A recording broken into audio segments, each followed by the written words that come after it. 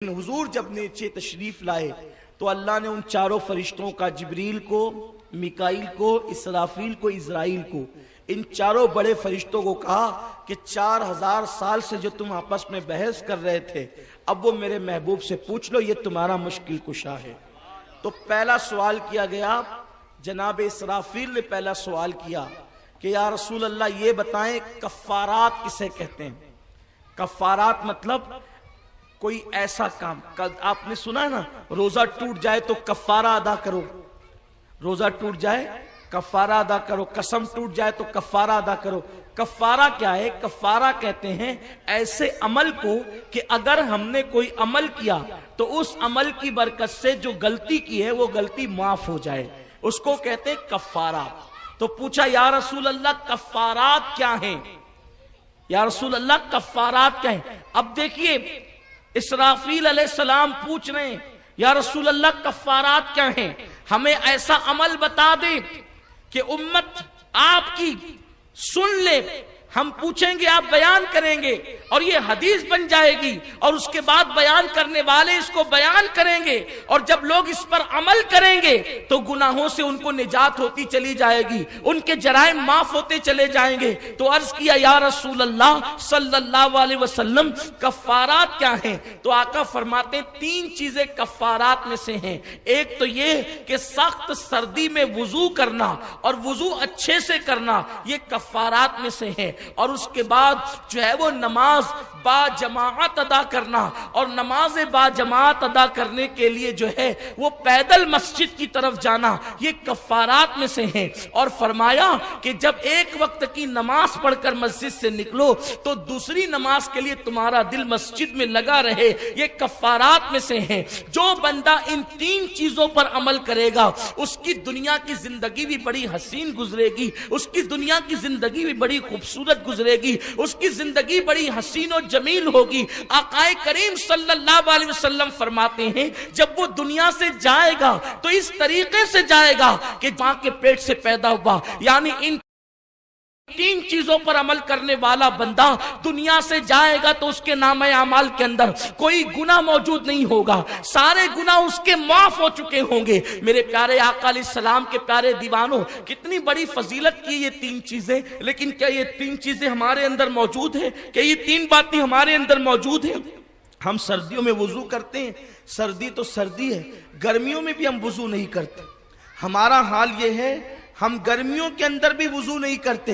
मेरे प्यारे आका सल्लल्लाहु अलैहि वसल्लम के प्यारे दीवानों, लोगों की कैफियत ये है, अगर लोगों को कह दिया जाए कि भाई इस काम से इतने का फायदा होगा, तिजारत में इसके इतने का फायदा होगा और माल में इतने का फायदा होगा, तो लोग बराबर वो काम करते हैं। लेकिन अगर उनसे कहा जाए कि गुनाह माफ होंगे और सवाब मिलेगा तो लोगों को कोई दिलचस्पी नहीं होती।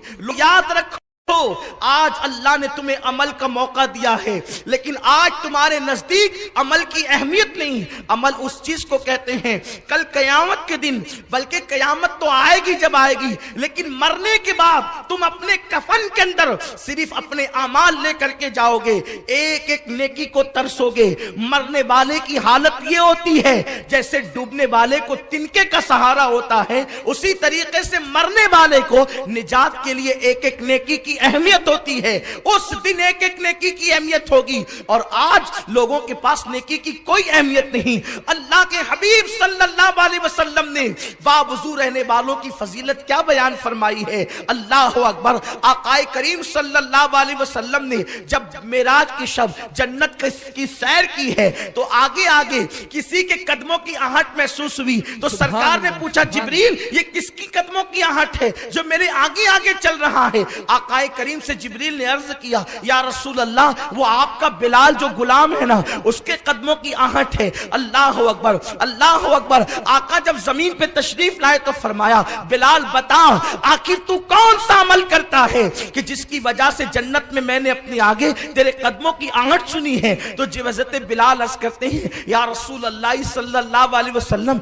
जब मेरा वुजू टूट जाता है तो मैं वुजू करता हूं और जब वुजू करता हूं तो अल्लाह जितनी तौफीक تکلیف دیتا ہے، پھر میں تحیت الوضو کے حوالے سے اتنی رکعتیں پڑھ لیتا ہوں تو اسی کا صدقہ ہے کہ شاید آپ نے میرے قدموں کی آہٹ جو ہے، میرا شاید وہی عمل مقبول ہے کہ اس کی برکتوں سے جو ہے جنت میں میرے قدموں کی آہٹ سنی گئی ہے۔ میرے آقا صلی اللہ علیہ وسلم کے دیوانوں، اللہ کے حبیب صلی اللہ علیہ وسلم فرماتے ہیں جو ہر وقت باوضو رہنے کا عادی ہوگا فرشتے اس کے دوست ہوں گے، مرے گا تو شہادت کی موت اس کو ملے گی، اگر بستر پر بھی مرے تو اللہ اسے شہادت کا درجہ عطا فرمائے گا۔ ہر تو یہ ہے اللہ اکبر، باوضو رہنے والا انسان جب دنیا سے جائے گا تو ایمان پر جائے گا، لیکن حیرت کی بات یہ ہے وہ قوم جو ہمیشہ باوضو رہتی تھی اب تو حالت یہ ہو گئی، لوگوں کو کہا جائے چلو بھائی نماز کے لیے تو لوگ کہتے ہیں مولانا طہارت سے نہیں ہے، لوگ ناپاک رہتے ہیں، کھڑے ہو کر کے پیشاب کر لیا اور ناپاک کہتے ہیں ہم ناپاک ہیں، ہماری طہارت ٹوٹ گئی۔ مسلمان تجھے شرم آنی چاہیے، ایسے لوگوں کو اپنے آپ کو مسلمان کہنے میں بھی شرم محسوس کرنا چاہیے۔ سوچو تو صحیح کس دین کے ماننے والے ہو؟ اللہ کے حبیب صلی اللہ علیہ وسلم فرماتے ہیں صفائی طہارت آدھا ایمان ہے، جس مذہب کے اندر نصف ایمان ہو طہارت، پاکی آدھا ایمان ہو، اگر وہی قوم پاک نہ رہے گی تو پھر کون پاک رہے گا؟ میرے پیارے آقا علیہ السلام کے پیارے دیوانوں، اور آقا فرماتے ہیں سردی کے اندر جو وضو کا اہتمام کرے، اس لیے کہ ممکن ہے گرمی میں گرمی کی وجہ سے لوگ ٹھنڈک پہنچانے کے لیے چلو وضو کر لیں کہ ٹھنڈک بھی پہنچ جائے گی اور وضو بھی ہو جائے گا، لیکن سردی میں جب دل وضو کرنا نہ چاہیں آقا فرماتے ہیں اس وقت جو اہتمام سے وضو کرے گا۔ ہم نے بہت سارے لوگوں کو دیکھا ہے آج مسلمانوں کو وضو کرنے کا طریقہ بھی نہیں آتا۔ میرے پیارے آقا علیہ السلام کے پیارے دیوانوں، اگر داڑھی ہے تو اس کو مسل کر کے دھونا چاہیے تاکہ بالوں کی جڑ تک کے جو ہے وہ پانی پہنچے۔ لوگ داڑھی رکھ لیتے ہیں لیکن مسئلہ معلوم نہیں ہوتا، ساری زندگی ان کا وضو ہی نہیں ہوتا، بلکہ وضو تو اپنی جگہ اللہ اکبر غسل بھی نہیں ہوتا